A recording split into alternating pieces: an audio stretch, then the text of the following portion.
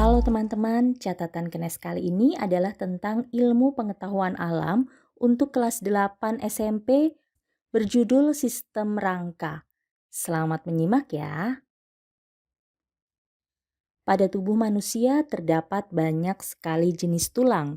Misalnya pada anggota tubuh bagian tangan terdapat 6 jenis tulang, yaitu tulang lengan atas, tulang pengumpil, tulang hasta, tulang pangkal telapak tangan, tulang ruas jari, dan tulang telapak tangan. Apabila dihitung, jumlah seluruh tulang tubuh manusia dewasa terdiri dari 206 tulang. Seperti kita lihat pada gambar, mulai dari atas ada tulang tengkorak hingga tulang ruas jari kaki di paling bawah tubuh manusia. Lalu, apa fungsi tulang bagi tubuh? Fungsi utamanya ada 4. Yang pertama, memberikan bentuk pada tubuh dan menopang tubuh kita. Yang kedua, melindungi organ dalam, misalnya tulang rusuk melindungi jantung dan paru-paru, tulang tengkorak melindungi otak, dan sebagainya.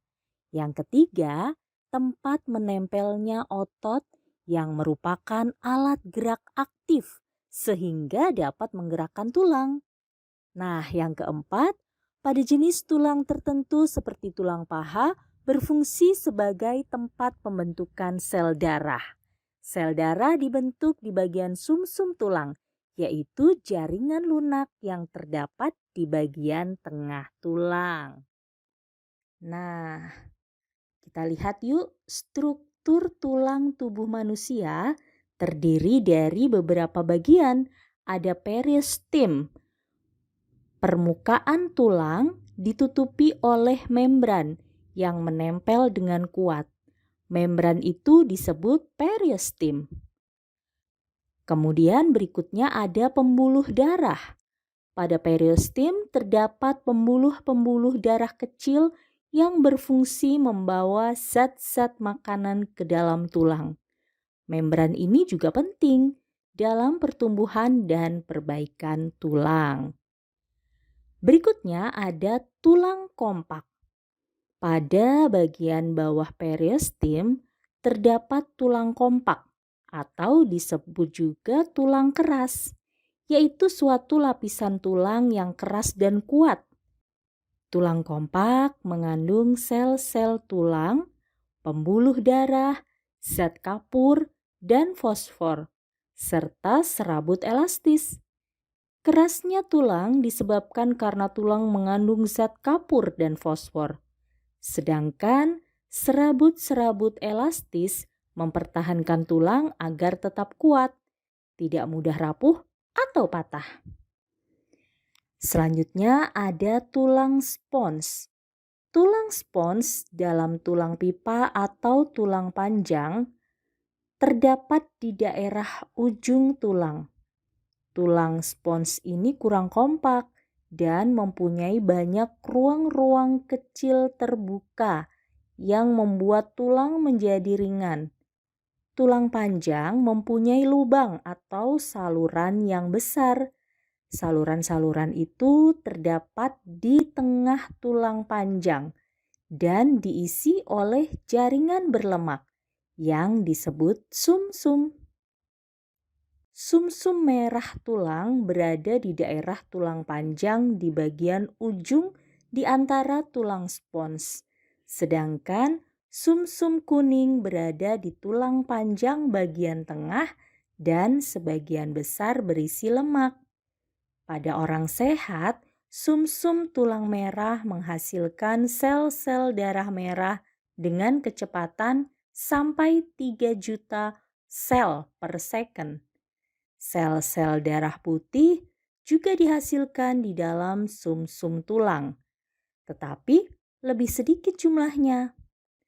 Ujung tulang panjang ditutup dengan suatu lapisan jaringan tebal, lunak dan lentur yang disebut dengan tulang rawan atau kartilagu. Tulang rawan tersusun atas sel-sel yang dikelilingi oleh matriks protein yang dihasilkan oleh sel-sel tersebut. Selain di ujung-ujung tulang panjang, tulang rawan juga dapat ditemukan di ujung-ujung tulang rusuk, dinding saluran pernafasan, hidung, dan telinga. Bentuk tulang manusia dibedakan menjadi 4, yaitu tulang panjang, misalnya tulang lengan. Yang kedua, tulang pipih, misalnya pada tulang dada. Yang ketiga, ada tulang pendek, misalnya tulang ruas jari. Dan yang keempat, ada tulang tidak beraturan, misalnya pada tulang punggung. Nah, berikutnya yuk kita lihat tentang perkembangan tulang. Beberapa bulan sebelum kita dilahirkan, tulang tersusun dari kartilago atau tulang rawan. Secara bertahap, tulang rawan akan berkembang menjadi tulang keras. Proses pengubahan tulang rawan menjadi tulang keras disebut dengan penulangan atau osifikasi. Proses osifikasi berawal dari tulang rawan. Tulang rawan ini bentuknya mirip dengan tulang dewasa.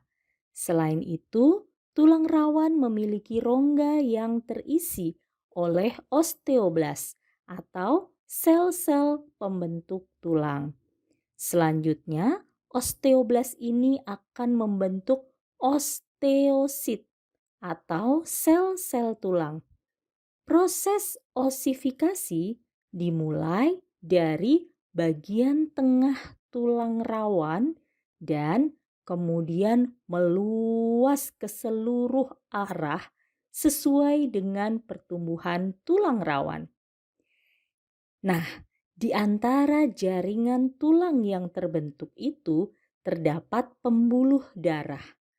Pembuluh darah ini akan membawa mineral seperti kalsium sehingga tulang yang terbentuk menjadi keras.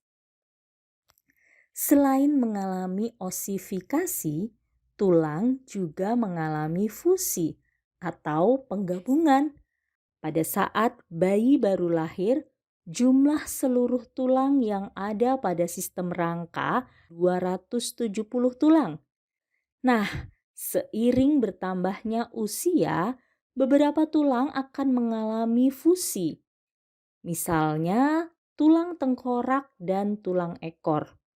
Oleh karena itu, ketika tumbuh dewasa, jumlah tulang penyusun sistem rangka menjadi 206 tulang. Nah, teman-teman, itu tadi bahasan tentang tulang pada sistem rangka manusia. Sampai ketemu pada video selanjutnya ya. Bye-bye.